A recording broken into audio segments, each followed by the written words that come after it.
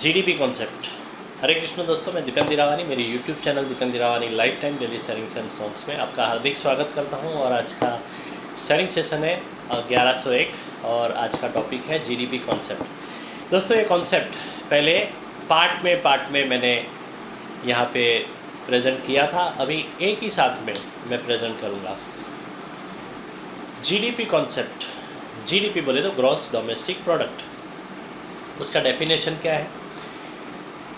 Definition ये है दोस्तों कि monetary value of all the finished goods and services with in a country during a specific period. सभी goods and services का monetary value है उस कंट्री का एक स्पेसिफिक पीरियड में, उसको जीडीपी कहते हैं। जीडीपी एक इकोनॉमिक स्नैपशॉट है उस कंट्री का, जो हम एस्टिमेट करने में काम आता है। उस कंट्री की जो ग्रोथ रेट है और ग्रोथ की साइज़ है, वो एस्टिमेट करने में जीडीपी काम आता है। जीडीपी कैसे कैलकुलेट होता है? इनकम, सभी की इनकम, एक्सपेंसेस एंड प्रोडक्शन, ये तीन रास्ते से जीडीपी काउंट होता है। और ये गाइड करता है बिजनेसेस को, इन्वेस्टर्स को एंड पॉलिसी मेकर्स को एक स्ट्रेटेजिक डिसीजन मेकिंग के लिए। दोस्तों, दो टाइप है, G7 एंड E7 कंट्रीज। तो G7 में कौन सी कंट्रीज आती है? तो G7 में पहला है यूके, यूएस,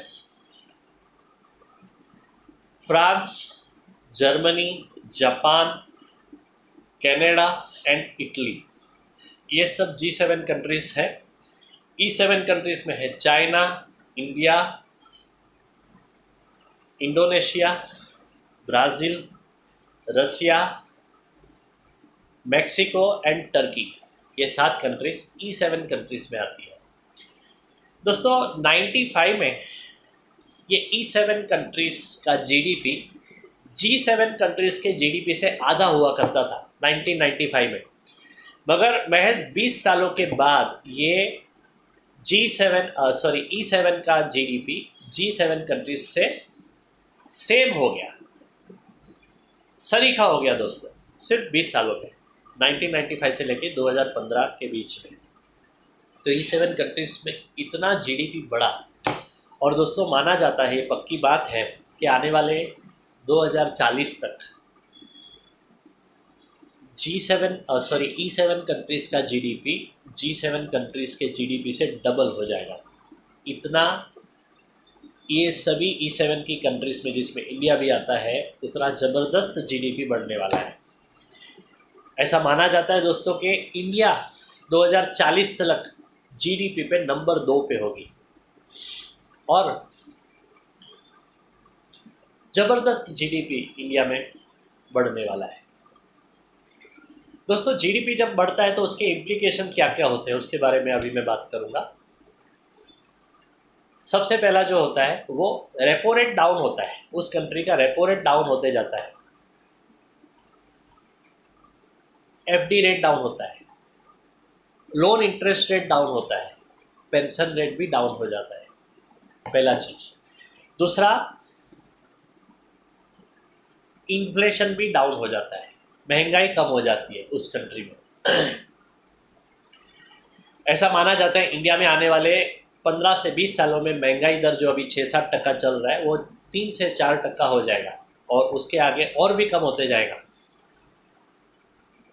तो जो प्रोडक्ट्स जो 5 to 6% गारंटेड रिटर्न देते हैं, वो ये महंगाई को आसानी से बीट कर सकते हैं। दोस्तों, इंडिया LIC में एक ऐसा प्रोडक्ट है जीवन उमंग, जो एक गारंटेड पेंशन प्रोडक्ट है, जो 6% रिटर्न देता है मिनिमम। वो ये इन्फ्लेशन को बीट करने के लिए बेस्ट इंस्ट्रूमेंट है। तो ये है दूसरा चीज़, इन्फ्लेशन डाउन होता है। तीसरा इम्प्लीकेशन क्या है? तीसरा इम्प्लीकेशन है दोस्तों, टैक्सेशन सभी पे लगेगा। सभी रिटर्न्स, सभी मैच्योरिटी टैक्सेबल होने वाली है। आने वाले सालों में। LIC पे अभी 5 लाख का लिमिट है। और दूसरा चीज़ क्या होगा, दूसरा चीज़ टैक्स स्लैब बढ़ जाएगा। टैक्स स्लैब जैसे ही GDP ग्रो करती है उस कंट्री में टैक्स स्लैब बढ़ जाता है। हो सकता है इंडिया में आने वाले सालों में 50% तक टैक्स स्लैब हो जाए, हो सकता है।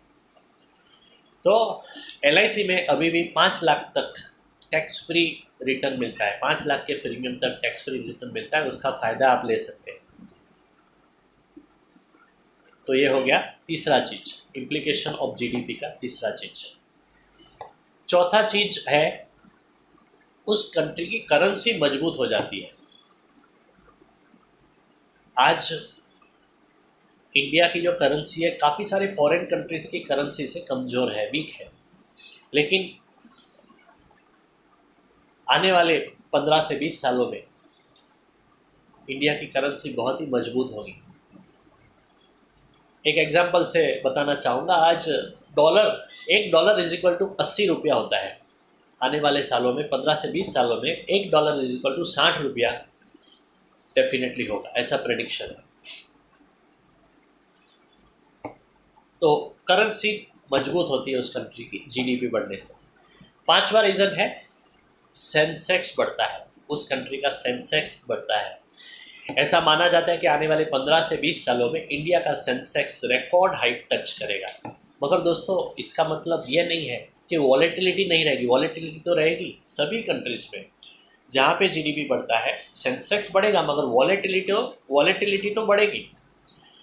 और जहाँ पे वॉलेटिलिटी रहती है, बिकॉज क्या क्या factors, economic factors, political factors की वजह से वॉलेटिलिटी बढ़ेगी। मगर वॉलेटिलिटी बढ़ती है तो क्या होता है, P3 फैक्टर लागू हो जाता है। P3 बोले तो प्रॉफिट बुकिंग पहला, दूसरा है पैनिक सेलिंग और तीसरा है परचेस। इस तीनों P की वजह से, ये 3 P क्यों होते हैं, क्योंकि वॉलेटिलिटी है तो रिस्क होता है। जो भी फाइनेंशियल इंस्ट्रूमेंट है जहाँ पे शेयर मार्केट की वॉलेटिलिटी की वजह से, जैसे कि म्यूचुअल फंड है, डायरेक्ट इक्विटी में लोग खरीदी करते हैं, वहाँ पे वॉलेटिलिटी की वजह से वो रिस्क फैक्टर आ जाता है। और रिस्क फैक्टर जहाँ पे होता है वहाँ पे ऑलवेज इन्वेस्टमेंट जो है शॉर्ट टर्म हो जाता है।